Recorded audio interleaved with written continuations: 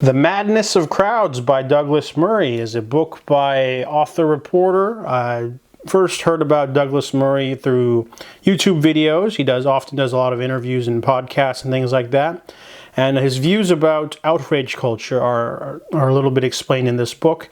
This book is a little bit on the shallow side. I wanted to get a more in-depth look at his views on the outrage culture. So the book is mainly comprised of 4 parts.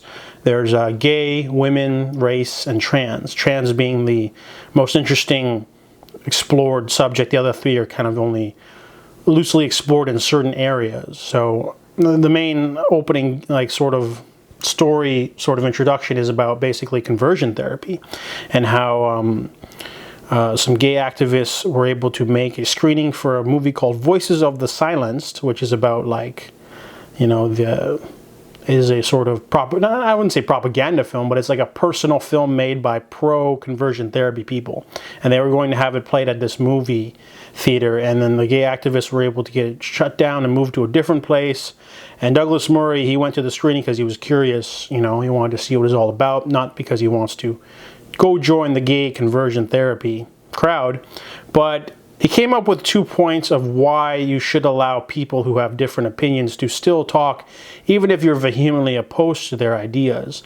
First one being that, if you don't let people talk, you can't learn new things because you're not automatically right.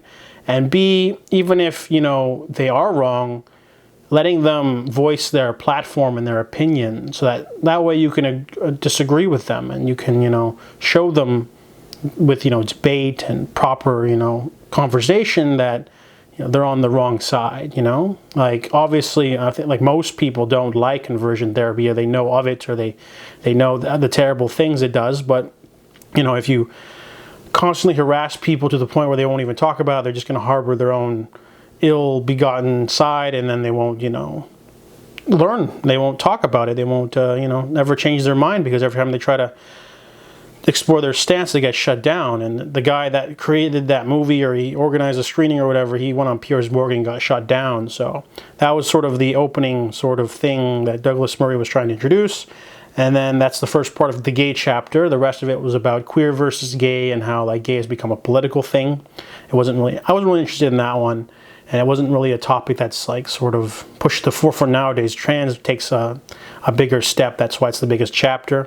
But in the women chapter, explores the Me Too movement a little bit, and how men are more afraid of women now in the workplace. They won't be alone with a woman because they're afraid of false accusations or things like that.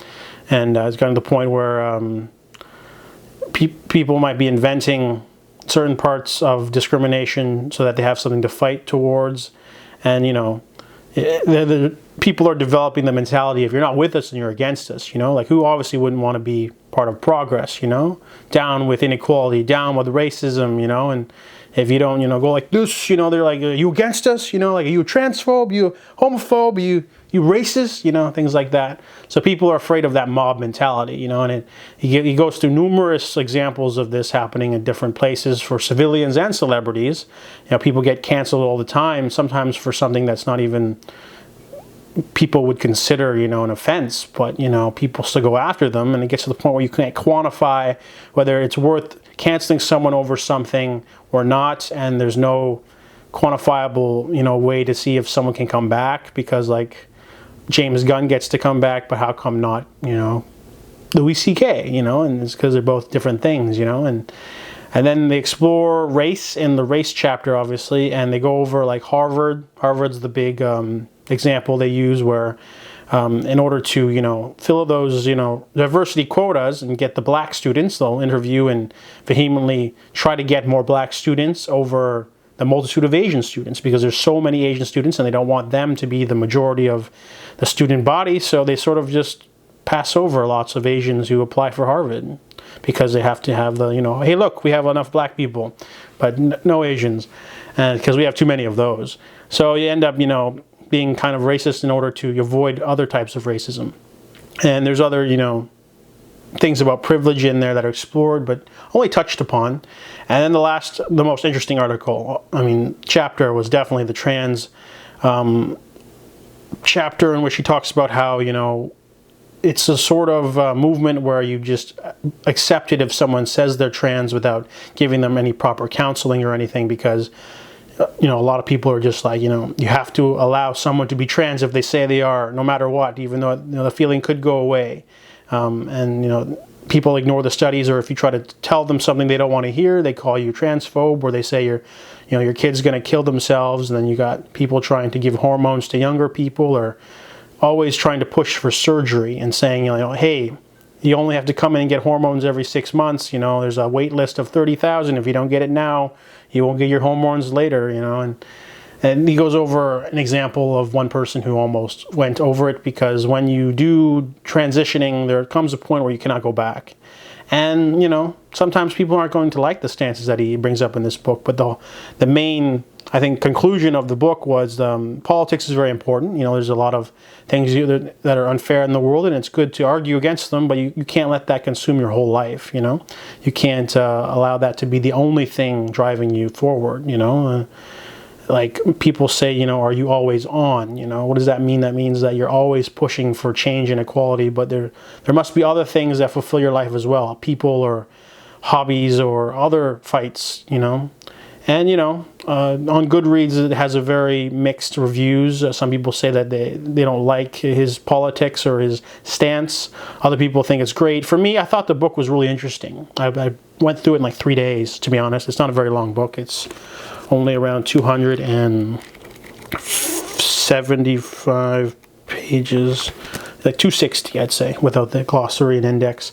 But it just opens the questions of, why is our society like this? Why is it permeating with, you can't say that, I'm shutting you down, and things like that, And there are so many examples in the book that get touched upon, and I didn't know about a lot of them, because you can't possibly know about all of them or mention all of them. But if you were to sit down and write down every apology or cancel culture event, you would have an endless list, because it's becoming a major thing in society. Ryan Reynolds recently apologized in advance because he had his wedding on a former plantation, and he was, this is a very powerful man.